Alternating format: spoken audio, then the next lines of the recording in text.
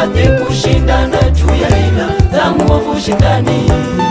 Basi vaeni silaha zote za Mungu tupate kushindana juu ya ila za muovu shetani.